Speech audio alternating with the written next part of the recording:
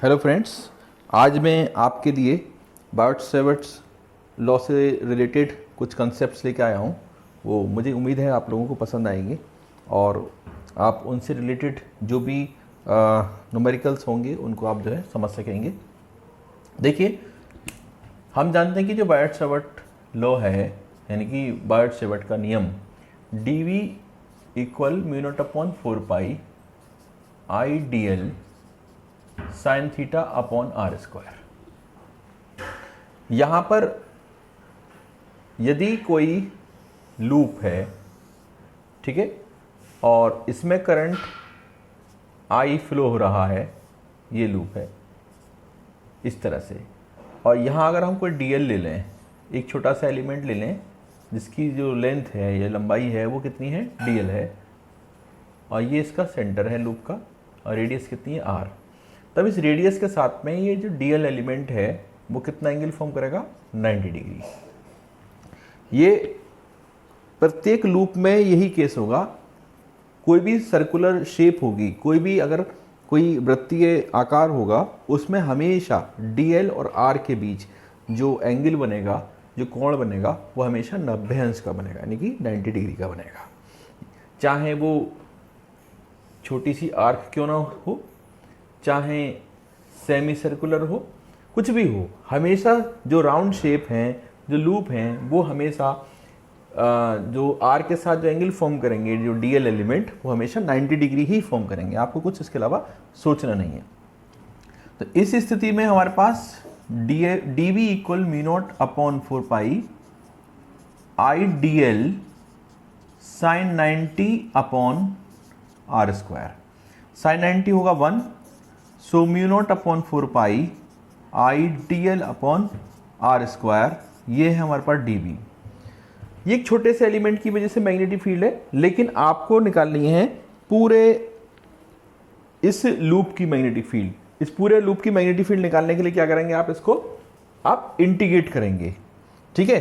तो जो dv का जो इंटीग्रेशन होगा, यानी म्यू नॉट अपॉन 4 पाई का इंटीग्रेशन होगा IDL अपॉन आर स्क्वायर, उसकी लिमिट होगी 0 से लेकर के 2 पाई आर, यानी कि जो पूरी रेडियस है इसकी वो कितनी है, R है, और जो पूरी सरकमफ्रेंस है वो कितनी है, 2 पाई आर, क्योंकि इस पूरी सरकमफ्रेंस में पूरा ये लूप कवर हो जाएगा। जो DL पार्ट है, एक छोटा सा पार्ट है, मतलब सरकमफ्रेंस का ही छोटा सा पार्ट है, ठीक है, यानी कि जो सरकमफ्रेंस है छोटे छोटे एलिमेंट से बनी हुई है, DL। अब सबको आप जब इंटीग्रेट करेंगे, सबका सम करेंगे, तो 0 से 2 पाई आर वो DL हो जाएगी, ठीक है। तो DL करते चले जाएंगे पूरी सरकमफ्रेंस में, तो उसकी जो वैल्यू होगी या उसका जो मान होगा वो कितना होगा, 2 पाई आर, ये हो जाएगा B। तो mu not upon 4 pi I upon R square, DL का L हो गया 0 से 2 pi R, so mu not upon 4 pi I upon R square, और DL के प्लेस पे क्या रखेंगे हम, 2 पाई आर रखेंगे। तो हम यहाँ ये ध्यान रखें, इसको सॉल्व करने की जरूरत नहीं आगे। हम जानते हैं कि म्यू नॉट अपॉन 4 पाई की वैल्यू 10 की पावर -7 होती है, 10 की पावर -7 ऐसा यूनिट में। अब यहाँ महत्वपूर्ण क्या है, महत्वपूर्ण ये है कि अगर हमें सर्कुलर लूप दिख रहा है जिसकी सरकमफ्रेंस कितनी है, 2 पाई आर, तो सीधे सीधे हमारे पास में फॉर्मूला बनेगा mu not upon 4 pi I upon R square. इस DL के प्लेस पर हम कुछ नहीं सोचेंगे, सीधा सीधा 2 पाई आर लगाएंगे। और यदि ये पूरा हमारे पास में सरकमफ्रेंस नहीं है, मान लीजिए हमारे पास एक न्यूमेरिकल आता है, और न्यूमेरिकल जो आता है वो सेमी सर्कुलर लूप का आता है, यानी कि ये हमारे पास में सेमी सर्कुलर लूप है, और जिसकी जो रेडियस है वो कितनी, R है, करंट कितना इसमें, I, ठीक है। इस तरह से कोई सेमी सर्कुलर लूप आता है, तो हम बिना सोचे समझे क्या करेंगे कि बायोट-सैवर्ट का ध्यान रखेंगे, DL के प्लेस पे लगाएंगे हम पाई R अपॉन आर स्क्वायर। तो इजी कंसेप्ट हो गया, यानी कि जैसे हमारे पास में लूप गिवन है उसी हिसाब से हम DL को चेंज करेंगे।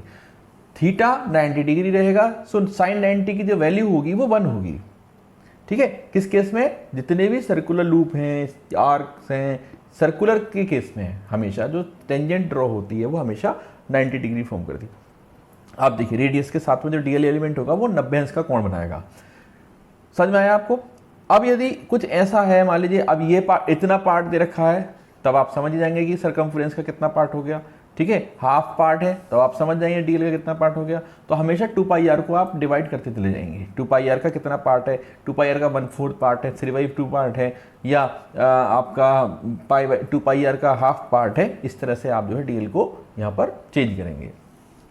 अब देखिए इसमें अब एक और है कि अगर हमारे पास में ये नहीं मालूम हमें कि किसी सरकमफ्रेंस का कितना पार्ट है, और यानी कि एक आर्क की फॉर्म दे रखी है, और वो कहते हैं कि हमें सेंटर पर आपको मैग्नेटिक फील्ड निकालनी है। यहाँ पर रेडियस आर है, लेकिन ये केवल हमारे पास में ये एंगल पता है, मान लीजिए फाई है और इसकी लेंथ है वो आई है इस आर्क की, ए बी की, मगर इसका ये नहीं पता हमें कि कितना भाग है, ये कितना पार्ट है पूरी सरकमफ्रेंस का, ये अनडिफाइंड है, केवल ये पता है कि ये एल है। इस केस में क्या करना है हमें कि dv equals to mu not upon 4π I D L upon R square. अब b कितना होगा यहां से, mu not upon 4π I upon R square, और dl को लिखेंगे हम यहाँ पर l, क्योंकि यहाँ पर जो लेंथ गिवन है सरकमफ्रेंस की, इसकी छोटी सी जो पार्ट है, जो आर्क है, वो कितना है, l है। So mu not upon 4π I upon R into L upon R, हमने क्या करा, इस आर स्क्वायर को ब्रेक किया है आर इंटू आर में। अब ये है हमारे पास में एंगल का फॉर्मूला होता है आर्क अपॉन रेडियस, तब ये हमारे पास में एंगल हो गया आर्क अपॉन रेडियस, यानी कि b equals to mu not upon 4π I upon R into phi. इस तरह से हमारे पास फाई गिवन होगा, और हम यहाँ इसकी वैल्यू रेडियन में कन्वर्ट करके, ठीक है, इस फॉर्मूले में हम यूज़ करेंगे। आई गिवन होगा, रेडियस गिवन होगी, आपको फाई गिवन होगा। ये ध्यान रखना बस इसमें कि फाई जो है अंदर का एंगल होना चाहिए, बाहर वाला एंगल काउंट नहीं करते हैं हम। कभी कभी क्वेश्चन में इस तरह का क्वेश्चन दे देते हैं। अब मान लीजिए आपको फाई दे दी यहाँ पर 30 डिग्री, फाई की वैल्यू 30 डिग्री है, तो इसे रेडियन में कैसे कन्वर्ट करेंगे, होगा 30 इंटू पाई बाई 180, ठीक है, कितना हो जाएगा, पाई बाई 6, ये रेडियन हो गया हमारे पास में। समझ में आया होगा आप लोगों को। अब एक शेप और बताता हूँ इसमें, वो बुक में भी है, कई बुक्स में है लिखा हुआ है कि यदि हमारे पास इस तरह से एक ये है, ये कितना गिवन है हमारे पास, 90 डिग्री, ठीक है। तो इस कंडीशन में हम इसको फाई 90 नहीं मानेंगे।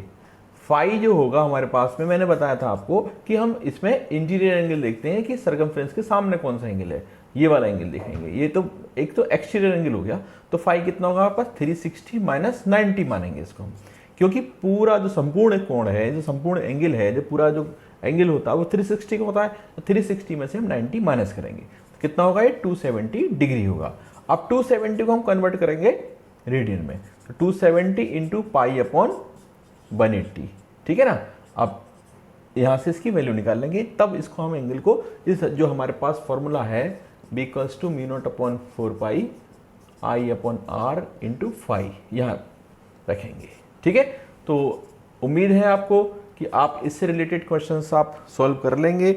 काफ़ी इंटरेस्टिंग है, क्योंकि कंसेप्ट अगर आपको पता है तो आप आंसर्स निकाल सकते हैं, चाहे ऑब्जेक्टिव हो, चाहे आपका सब्जेक्टिव हो, कुछ भी हो, ठीक है। तो कंसेप्ट पर ज़्यादा ध्यान देना है, रटना नहीं है, फॉर्मूले रटे नहीं जाते। फॉर्मूले का यूज जितना करेंगे, फॉर्मूले को बनाने की ट्रिक जितनी याद रखेंगे, उतनी आपको वो हेल्प करेगा। Thank you.